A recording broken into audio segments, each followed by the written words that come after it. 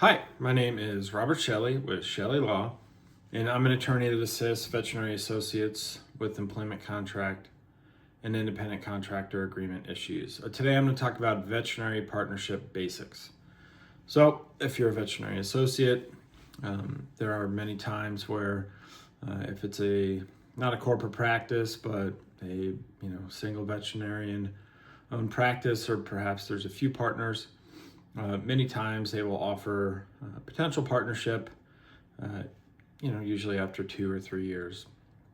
Now, first thing, many people are concerned or surprised that there isn't a ton of language in their employment contract about the potential partnership down the road. But it's like promising to marry somebody in 2 years. You can't force somebody to do that. So, perhaps there's a personality conflict, or you don't see eye to eye on how the business is run, or whatever it is. They're just not going to put concrete terms in the employment contract.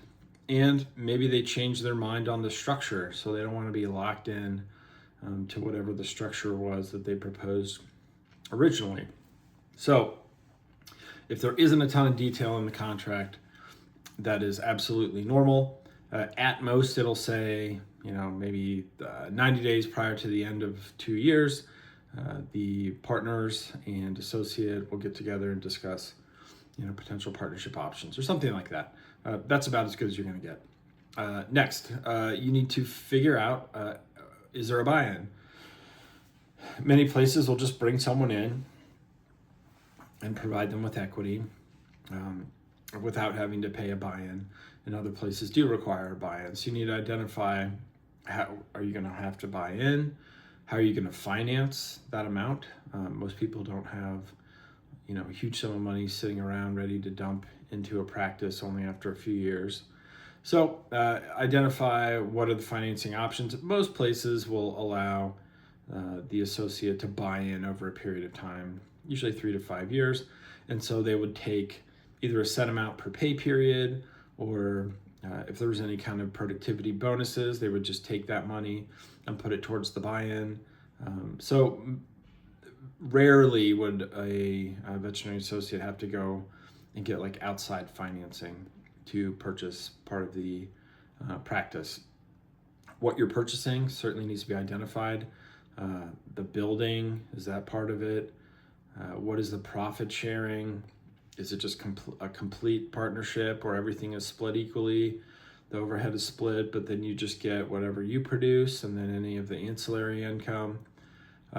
These are all important things. What I would suggest is, if it does come time for you to become a partner, it would be smart to meet with like a corporate attorney or some kind of business-focused attorney who can walk you through the partnership agreement or shareholder agreement or whatever they want to characterize it as. It's also very likely that you'll sign an additional or a new employment agreement once you become a partner. They usually will do that, and it'll have different terms than what it was when you were a veterinary associate as well. And then the last thing would be exit planning. So if you do buy in and then decide to leave down the road, how do you get out? Do you lose the money? Do they have to buy you out? What is the procedure in doing that? Things happen, and maybe at one point in your career, it makes perfect sense to become a partner. And then life happens and you got to move out of the city, or you have a different opportunity that you'd like to pursue.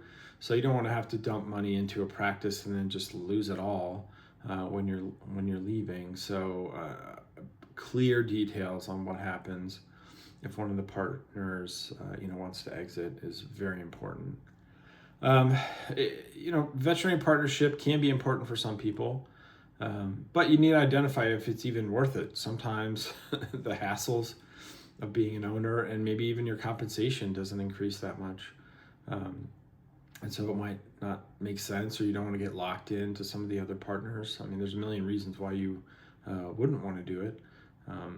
So anyway, it's a little bit about veterinary partnership basics. If you have any questions about a potential partnership, an employment agreement, an independent contractor agreement, feel free to contact my law firm at the information listed below in the description. And I appreciate you watching the video. All right, thanks. Take care.